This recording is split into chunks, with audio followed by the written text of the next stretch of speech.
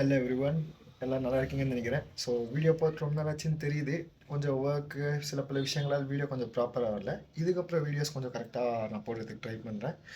இப்போ வரப்போகிற வீடியோவில் என்ன பார்க்க போகிறீங்கன்னா, நம்ம வண்டியில் இன்ஜின் ஆயில் சேஞ்ச் பண்ணுறோம். அது என்னென்னா யமஹாவோட RS4GP ஆயில் தான் சேஞ்ச் பண்ண போகிறோம். இது வந்து எனக்கு எவ்வளோ ஆச்சுன்னா 1250 ஆச்சு. ஏன் கம்மினா, கம்மி இந்த சென்ஸ் இது அதிகம் தான். ஏன் இது கொஞ்சம் கம்மி ரேட் ஆச்சுன்னா, யமஹாவோட ஈவெண்ட் இருந்துச்சு இல்லையா பெங்களூரில், அங்கே போய் நாங்கள் வாங்கினால அங்கே கம்மி ரேட்டில் கிடச்சிது. ஸோ இதோட பர்ஃபார்மன்ஸ் என்ன ஏதுன்றது நெக்ஸ்ட்டு இப்போ இந்த ஆயில் சேஞ்சிங் வீடியோ நீங்கள் பார்த்து முடிச்சதுக்கப்புறம் நெக்ஸ்ட்டு ஒரு சீரிஸ் வந்து நேட்டிவ் நான் பைக்கில் போகிறேன். அங்கேருந்து சில பல இடத்துக்கெல்லாம் போயிருப்பேன். இது போயிட்டு வந்ததுக்கப்புறம் தான் இது நான் ஷூட் பண்ணிகிட்ருக்கேன். ஸோ அதில் உங்களுக்கு பர்ஃபார்மன்ஸ் எப்படி இருந்துச்சு அந்த ஆஸ்பெக்ட் எல்லாம் உங்களுக்கு தெரியும். ஸோ அவங்க நெக்ஸ்ட்டு அப்படியே அதை பார்ப்பீங்க நீங்கள். ஹலோ எவ்ரிவன், இந்த வீடியோ நம்ம என்ன பார்க்க போகிறோம்னா, நம்ம வண்டிக்கு வந்து யமஹாவோட RS4GP ஆயில் சேஞ்ச் பண்ண போகிறோம்.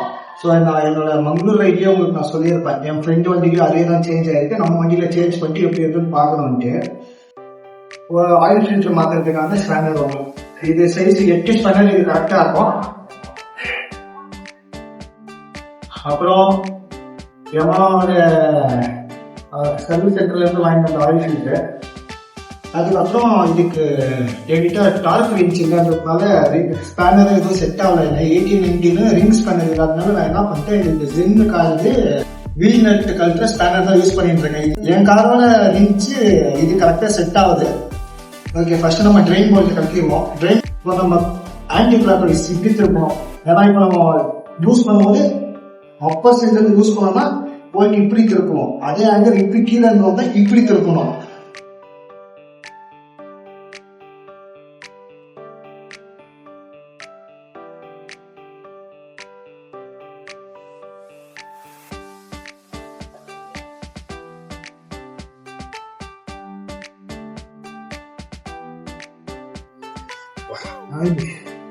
இவ்வளோ பிளாக்கா இருக்கு. ஸோ இந்த ஆயில் கலர் இருக்கு இல்லையா, அது ஒன்றும் பெரிய பிரச்சனை இல்லை. ஆயில் பிளாக் ஆயிடுச்சுன்றதுனால மாற்றணுன்ற அவசியம் இல்லை. எப்போதுமே ஆயிலோட வெஸ்காசிட்டி தான் பார்க்கணும். ஆயில் எவ்வளோ பிசுபிசுப்பா இருக்கு. இப்போ நம்மளுக்கு வந்து மினிமம் இதுக்குள்ள இருக்கணும், மேக்ஸிமம் இதுக்குள்ள இருக்கணும். இதுக்கு மேலே இருக்கக்கூடாது. எனக்கு இவ்வளோ தான் இருந்துச்சு நேற்று நான் பார்த்தப்போ.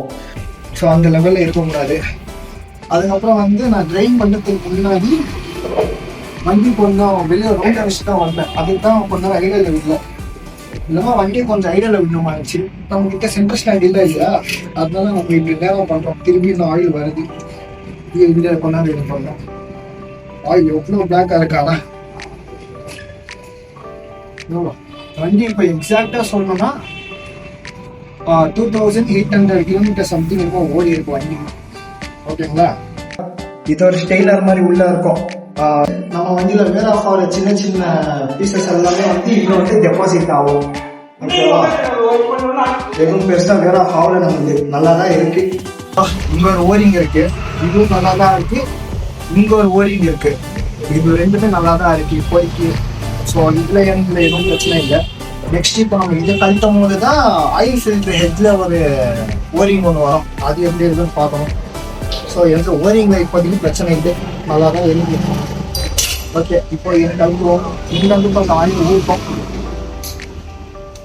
ஸோ இதுவும் நம்ம போயிட்டு மெயினாக எதை எப்போ எங்கே கழுப்போம் அதை அதே திருப்பி வச்சாதான் அது கரெக்டாக ஆகும். ஸோ நீங்களும் யாராச்சும் இதே மாதிரி ட்ரை பண்ணிருந்தாங்க, அந்த நட்டு நான் சொன்னேன் இல்லையா, அது மட்டும் பார்த்துக்கோங்க. ட்ரெயின் போல்ட் வந்து கரெக்டாக இருக்கா இல்லையான்ட்டு. ஏன்னா சப்போஸ் ஸ்லிப் ஆயிடுச்சுன்னா எழுதுறது ரொம்ப கஷ்டமா இருக்கும். பாருங்க, ஒரு லென்த் போல்ட்டு, 2 சின்ன போல்ட்டு, எல்லாத்தையும் நீட்டாக வைக்க வேண்டியதான். இந்த ஓரிங் தான் நான் சொல்லிட்டு, இந்த ஹெட்டில் ஒரு ஓரிங், இது ரப்பர் ஓரிங் தான். இது மெயினாக எப்படி பார்க்கணும்னா கட்டாக இருக்கான்னு ஒன்று பார்க்கணும். அண்ட் தென் வந்து அந்த ரப்பரிஷ் ஃபீல் இருக்கான்னு பார்க்கணும். ஏன்னா ரப்பர் இது ஓவர் ஹீட்டுக்கு ஹார்டாயிரும். கல் மாதிரி ஆச்சுன்னா இதோட ஒர்க் வேஸ்ட்டு. ஸோ இந்த சர்வீஸுக்கு எனக்கு பிரச்சனை இல்லை, பரவாயில்ல, நல்லா தான் இருக்கு. நான் நெக்ஸ்ட் சர்வீஸுக்கு இதெல்லாம் மாற்றிடுவேன், அவ்வளோதான்.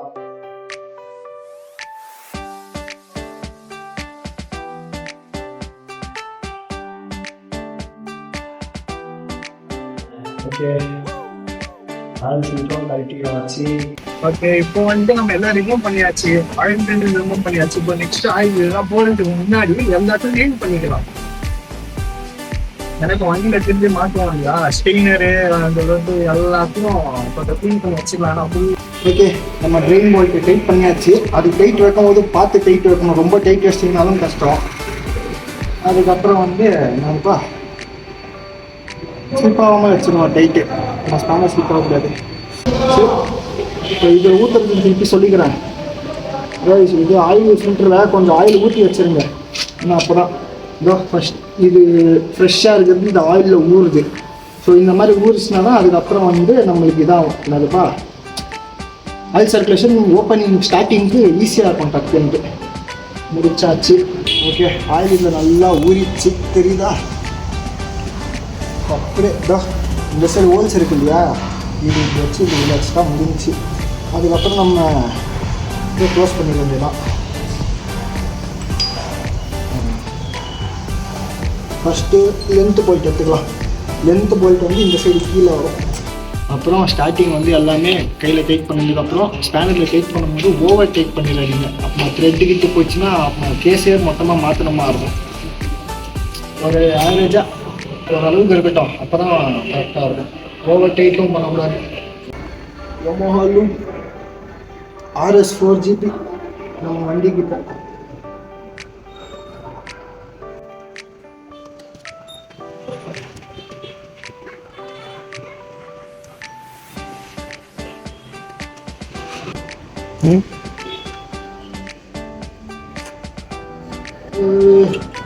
நம்ம ஆயில் சேஞ்ச் பண்ணி முடிச்சாச்சு. இப்போ அந்த இடத்துல லேசாக தொடச்சிட்டு வண்டி ஆன் பண்ண வேண்டியதான். நம்ம இந்த ப்ரீமியம் ஆயில் போட்டுட்டு முடிச்சாச்சு. வண்டியை ஸ்டார்ட் பண்ணுவோம்.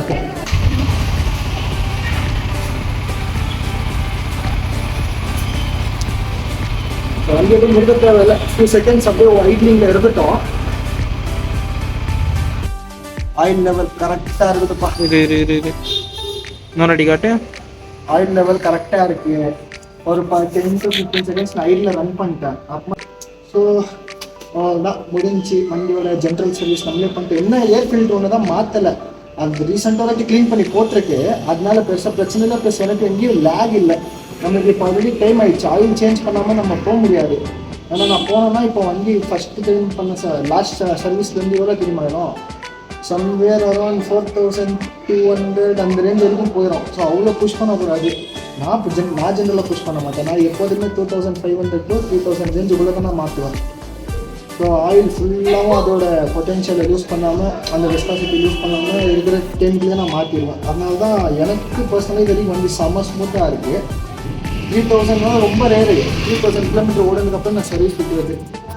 இப்போ வண்டியெல்லாம் முடிஞ்சிச்சு. வண்டிக்கு செயின் லூப் மட்டும் பண்ணுவோம். செயின் லூப் பண்ணி வச்சுட்டா நான் இப்போ கம்மியாக தான் அடிக்க போகிறேன். ஏன்னா மழை வந்துருக்கு. நாங்கள் போகிற டைம்லேயும் மழை வந்துச்சுன்னா நான் அடித்த செயின் லூப் எல்லாம் வேஸ்ட்டாக போயிடும். ஸோ அதனால என்ன பண்ண போகிறேன், சும்மா பேருக்கு லேசாக செயின் லூப் அடிச்சுட்டு விட போகிறேன். அவ்வளோதான். நெக்ஸ்ட்டு போகும்போது நான் நடுவில் எங்கே வச்சு செயின் லூப் ஃபுல்லாக அடிச்சுக்குவேன். இது வரைக்கும் பார்த்ததுக்கு தேங்க்யூ. நெக்ஸ்ட் இன்னொரு வீடியோவில் சந்திப்போம். பாய்.